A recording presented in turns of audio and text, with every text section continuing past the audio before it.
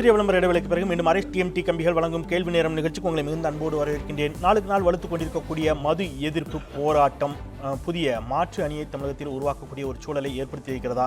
அதற்கான காரணத்தோடே நாம் பேசலாம். ஒரு சிறிய இடைவெளிக்கு பிறகு நம்முடைய திரு டி.கே.எஸ். இளங்கோவன் அவர்கள் இணைகிறார். திராவிட முன்னேற்ற கழகத்தின் சார்பாக அவரையும் வரவேற்று விவாதத்திற்குள் பயணிக்கலாம். வணக்கம் சார். வணக்கம். நான் ஒரு மாற்று அணியாங்கிற ஒரு கேள்வி வச்சிருந்தேன்.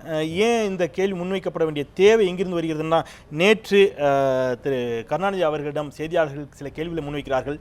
நாளைய தினம் ஒரு சில கட்சிகள் நடத்துகின்ற கடையடைப்பில் திமுக கழகம் கலந்து கொள்ளுமா அப்படிங்கிற ஒரு கேள்வி வைக்கப்படுகின்ற பொழுது, அந்த போராட்டத்திற்கு அழைப்பு விடுத்து தலைமை வகித்து நடத்துகின்ற கட்சிகள் எங்களை அணுகி கேட்டால் நாங்கள் அது பற்றி யோசிப்போம், அப்போ கூட அணுகி கேட்டால் நாங்கள் ஆதரவு அளிப்போம்னு அவர் சொல்ல, பூரண மது விலக்கை நாங்கள் ஆட்சிக்கு வந்தால் கொண்டு வருவோம்னு சொல்றாரு. மது எதிர்ப்பு போராட்டங்களுக்கு ஆதரவு கொடுக்கக்கூடிய திராவிட முன்னேற்ற கழகம் தோழமை கட்சிகள் தான், விடுதலை சிறுத்தைகள், மனிதநேய மக்கள் கட்சியெல்லாம் தோழமை கட்சிகளாகத்தான் இன்று வரை உங்களோடு இருந்து கொண்டிருக்கக்கூடிய ஒரு நிலையில் அவர்களுக்கு ஆதரவு கொடுப்போம் என்பதை ஏன் வெளிப்படையாக அறிவிக்க ஒரு தயக்கம்? ஆதரவு கேட்கணும்னு நினைக்கிறதே முதல்ல தயக்கம் இல்லையா அவங்களுடைய கொள்கையில்? ஆனால் இன்றைக்கு பல இடங்களில், குறிப்பாக கன்னியாகுமரி மாவட்டத்தில் நாகர்கோயிலில் பல மாவட்டங்களில் எங்களுடைய மாவட்ட செயலாளர்கள் இந்த முழு அடைப்பு போராட்டத்திற்கு ஆதரவாக நடந்திருக்கிறார்கள். ஆளுங்கட்சியிலே கைது செய்யப்படவில்லை.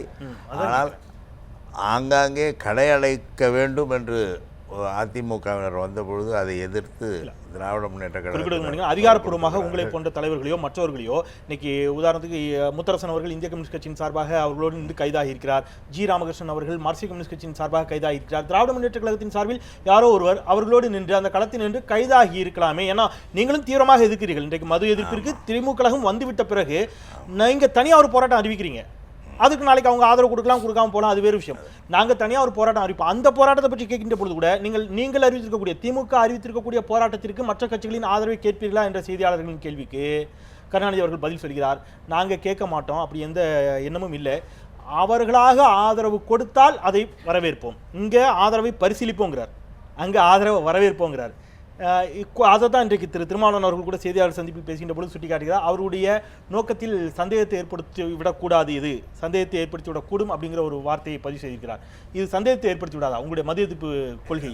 இந்த மது எதிர்ப்பு கொள்கை என்பது எங்கள் தலைவர் அவர்கள் அறிவித்த காலம் ஒன்று, இன்றைக்கு இந்த போராட்டமாக விடுத்திருக்கிற காலம் ஒன்று. ரெண்டுக்கும் இரண்டு வேறு காரணங்கள் இருக்கின்றன என்பதை நீங்கள் புரிந்து கொள்ள வேண்டும்.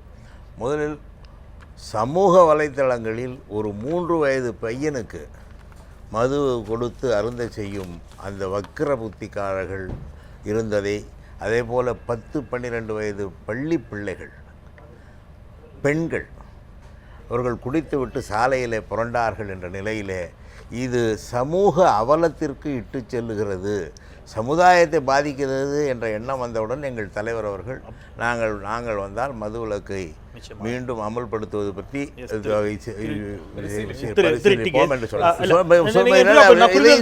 நீங்க விரிவா பதிவு பண்ணுங்க. என்னன்னா உங்களுடைய மது எதிர்ப்பு கொள்கையோ அதில் எந்த ஐயமும் இல்லை. எங்களுடைய கேள்வி என்பது, ஏன் இவர்களோடு ஒன்றிணைந்து ஒரு போராட்டம் வந்துடுச்சு, அது பொதுமக்களுக்கான போராட்டங்கிறது நீங்களும் ஒத்துக்கிறீங்க, விடுதலை சிறுத்தைகள் ஒத்துக்கிறது, மக்களுக்கான போராட்டம், அதிமுக அரசை நோக்கி அரசியல் செய்வதல்ல நோக்கம் அப்படிங்கிறது அவங்களுடைய குற்றச்சாட்டுகளை நீங்க ஏற்கலாம், மறுக்கிறீங்க. அரசியல் செய்வதல்ல நோக்கம், மக்களுக்கான போராட்டம் தான் என்று சொன்னால் யார் நடத்தினா என்ன? வித்தியாசம் இல்லாமல், கட்சி பாகுபாடும் இல்லாமல் எல்லோரும் அந்த போராட்டத்தில் நிற்க வேண்டிய தார்மீக கடமை இருக்குது இல்லையா? அந்த தார்மீக பொறுப்பிலிருந்தும் கடமையிலிருந்தும் ஏன் திமுக கழகம் பின்வாங்குகிறது அப்படின்னு தான் கேட்குறேன். ஒரு போராட்டம், அனைத்து கட்சி போராட்டம் நடத்தப்படுவது. இப்பொழுது விடுதலை சிறுத்தைகள், மதிமுக, மனிதநேய மக்கள் கட்சி இவர்களெல்லாம் இணைந்து இந்த தேதியிலே போராட்டம் நடத்தலாம் என்று ஒரு தேதி குறிப்பிட்டு அவர்கள் முடிவு செய்து இந்த போராட்டத்தை நடத்துகிறார்கள். அதற்கு முன்னால் எங்களிடம் கலந்து ஆலோசித்து இந்த தேதியிலே போராட்டம் நடத்த இருக்கிறோம், நீங்கள் வாருங்கள் என்று அழைத்திருந்தால் அது வேறு. பாஜக அவங்க கலந்து ஆலோசிக்கல, பாஜக ஆதரவு கொடுக்குது, ஆதரவு கொடுக்குது. களத்திலே எங்களுடைய மாவட்ட செயலாளர்களும் ஆதரவு கொடுத்தார்கள் என்பதை தான் நான் சொல்கிறேன். அவர்களோடு இதற்கு எதிராக இல்லை. இரண்டாவது, இன்றைக்கு வெடித்திருக்கிற போராட்டத்திற்கு மிகப்பெரிய காரணம் இருக்கிறது.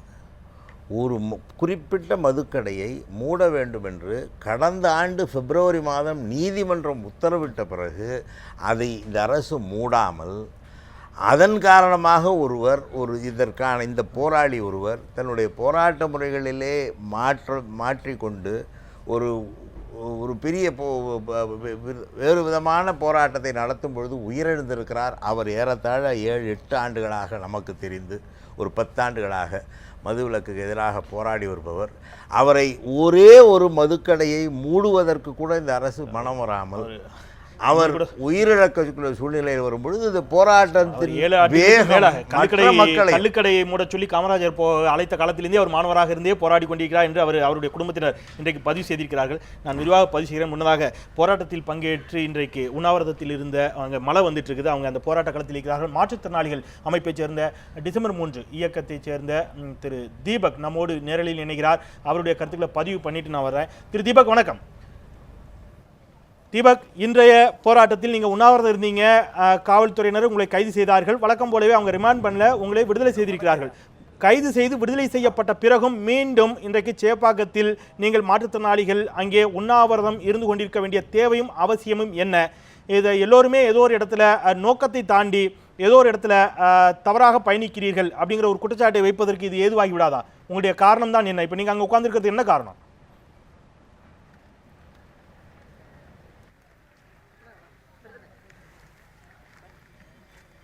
ஐயா, நாங்கள் உட்கார்ந்துருக்கிறது வந்து பூரண மது விலக்கை நோக்கி தான்.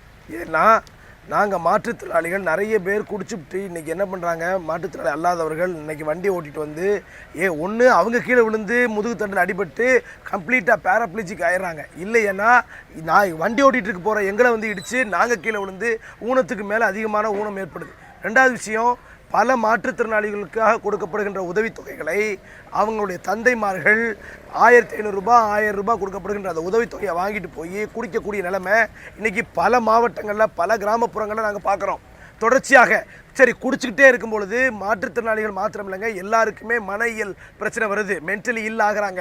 இட் இஸ் அன் ஆல்கஹால் ஸ்கீசோஃப்ரினியா நிறைய இருக்குது, ஆல்கஹால் சைக்கோசிஸ்ங்கிறது ஏகப்பட்டது வருது.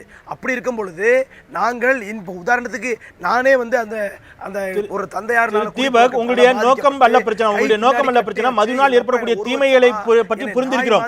என்னுடைய கேள்வி என்பது, இன்றைக்கு நீங்கள் மது எதிர்ப்பை வலியுறுத்தி ஒரு உண்ணாவிரத்தில் இருக்கிறீர்கள். அந்த உண்ணாவிரத்தின் அடிப்படையில் எல்லோரையும் கைது செய்வது போல காவல்துறை உங்களையும் கைது செய்கிறது. மாலை விடுதலை செய்கிறார்கள். விடுதலை செய்த பிறகு தொடர்ந்து சேப்பாக்கத்தில் உண்ணாவிரதம் இருக்க வேண்டிய தேவையும் நிர்பந்தமும் எங்கு ஏற்படுகிறது நான் கேட்கிறேன். சார், எங்களுக்கு மாலை விடுதலை செய்யல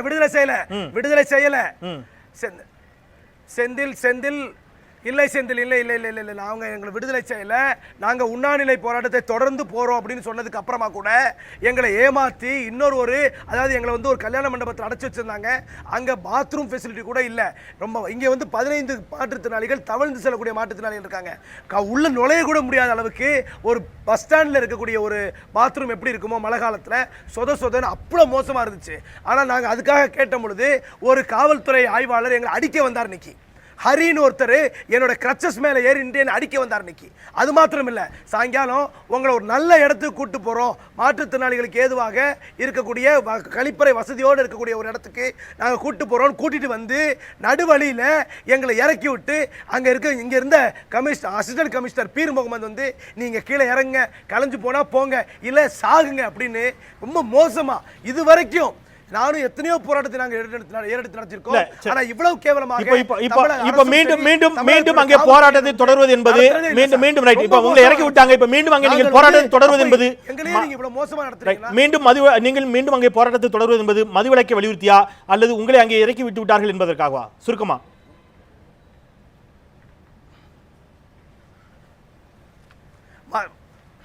மது எங்களை இறக்கி விட்டா கூட பரவாயில்லைங்க, நாங்க எங்க இருந்தாலும் தொடர்ச்சியா போராடுவோம். மீண்டும் வரேன் திரு தீபக், நான் மீண்டும் உங்களிடம் வருகிறேன். திரு ரவீந்திரன் துரைசாமி அவரிடம் போலாம். நான் மீண்டும் வருகிறேன் தீபக்.